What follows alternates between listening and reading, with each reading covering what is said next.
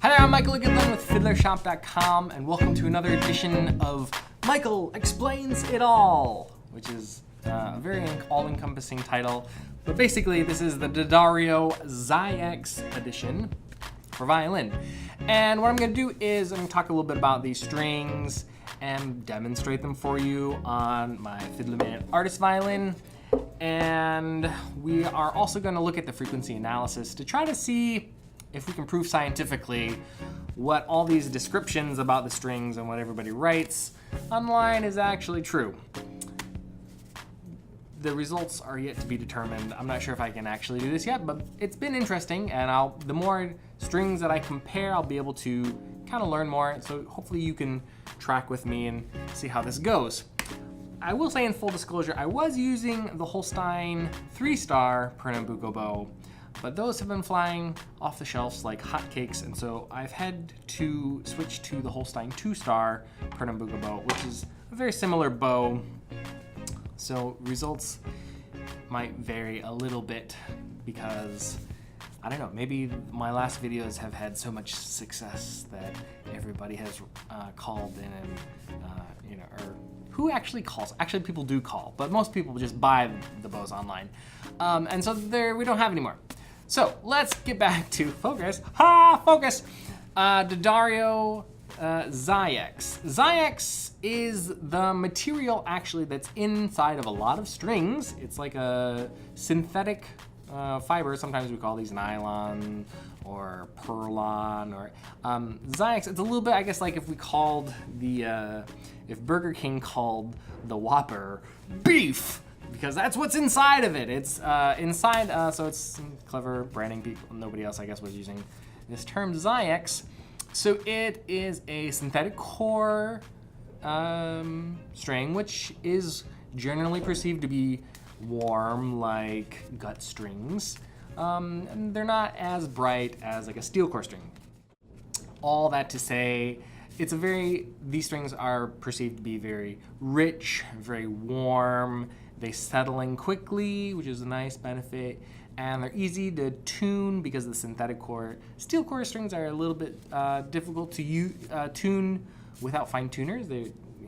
So anything else they say here? Well-adjusted tension provide excellent pitch stability. That's what we got from synthetic core. They fast break in time, a tone close to gut. Hey, look, I didn't read this before I started talking, but it's all the things I just said. Richness, powerful sound, and excellent bow response. So those are all great things and hard to disagree with. Every string is gonna have a excellent pitch stability. That's your fingers' fault. I mean, I know what they're talking about. So, some things, they mentioned tension. I just say stick with medium tension. Really, the light tension or heavy tension stuff is kind of setting you down a rabbit hole of trying to figure out if it's really like 99% of the time, we just want to stick with medium strings. Light strings are just, like if your violin is, not repaired well, or if that might be a good option to get light strings, or if your violin is like really thick and doesn't have very much projection, you might want a heavy tension string, but it's really, stick with medium. If you don't like the medium, go to a different string. Don't really mess with, I don't really ever suggest messing with tensions. So let's play them and see what we hear. Here we go.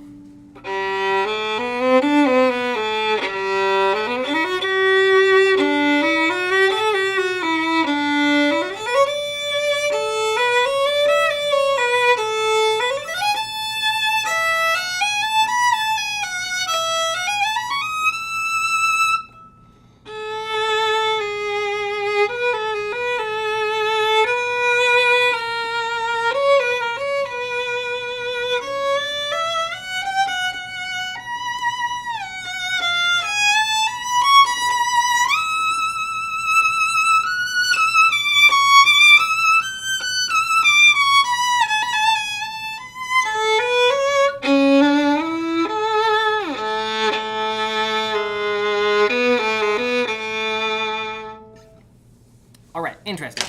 So I hear the richness and the warmth to it. Around the D and the A string.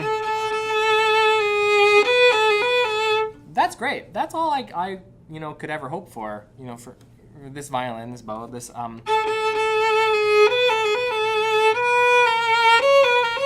that was all fine. Around the A string, I feel like some of that warmth starts to wear off. It gets a little brighter. That's natural because obviously I'm playing on the A string now. Here,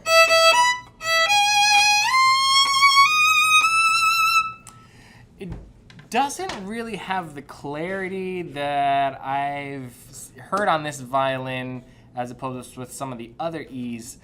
That's an easy fix. A lot of times people use different E strings. This has a little bit of a cloudiness to it. I just don't really hear this.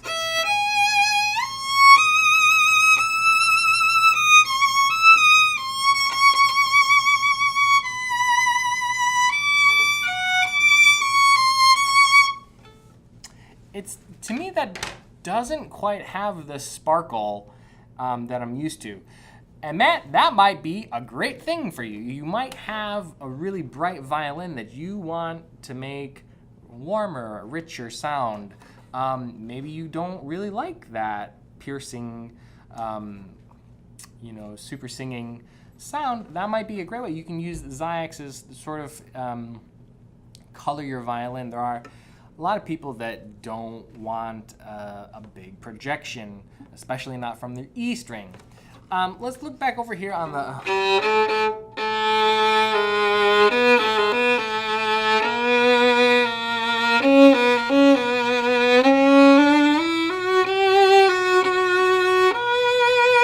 So here on the G string, it definitely has sort of the roundness and the warmth to the string. It doesn't quite have the depth of sound, the sort of the deepness. It has the sort of nice tone. It's sort of a sweetness to it, but it's not a thin, flat sound. So it's sort of an interesting set. I could see for people that do have a brighter instrument that these are a nice set of strings. And also, they're on the cheaper side of strings. At the time of filming, these are about $45, which is cheaper than I think a lot of like dominants are going to be a little bit more expensive. Visions are going to be more expensive. So it's a nice, a little bit more affordable set of strings.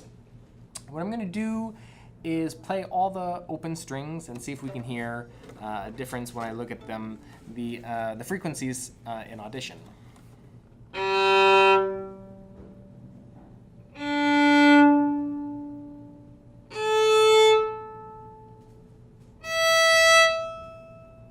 All right, here comes some science for you. Maybe it's physics, I'm not sure exactly.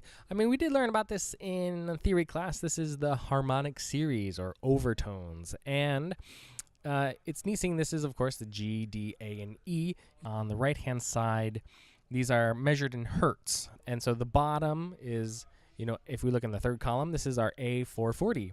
And when you stack it up, the first overtone then we hear is the octave above that, and then it goes up and up and up. I have them listed here below. You can see. So it's cool to see the difference even just from the G to the E, that the G string side, you hear all these sympathetic vibrations from the other strings, that it's really a mush of sound over there. And then when you get over to the E string side, the overtones are very clearly defined. So I think that's cool to see. I'm going to show you the Zyex compared to, or the Thomastik Infeld Visions. And there's a little bit of difference here. Obviously, I was playing the Infelds longer on each note. So I'll try to even that out in the future. It's also hard to interpret this yet. I'm not a complete expert in reading this graph and saying, oh, clearly you can see more overtones in the, the 2000 to 3000 range. So therefore that means that these are brighter than the visions, or they're warmer, because you can see on the G column, you can see it's brighter. You see these first four overtones are much more present than on the other side. So there's a lot of information here. If you know how to interpret this or what you think this means, I'd love to hear what you think in the comments. So hit me up. All right, so that's what I see about the D'Addario Zyex strings. I should mention there is an option to get it with a silver D or an aluminum D. I have the silver D on this violin, and generally that's perceived to be warmer than the aluminum D, so you can take that into consideration as well. I believe they also have, a loop or a ball and E, but that's pretty standard. So those are the options when you're purchasing. Again, I recommend medium tensions. Just stick with mediums, okay? I think that's it. For everybody watching, I'd love to hear what you think about if you played the D'Addario Zyex strings. If you used to play them, did you switch to something else? What did you think? Let me know. I want to hear. I really do read the comments, and as long as I keep them civil, okay? Thanks. For everybody else, I appreciate you watching this, and we look forward to seeing you at the next Michael Explains It All. All the best.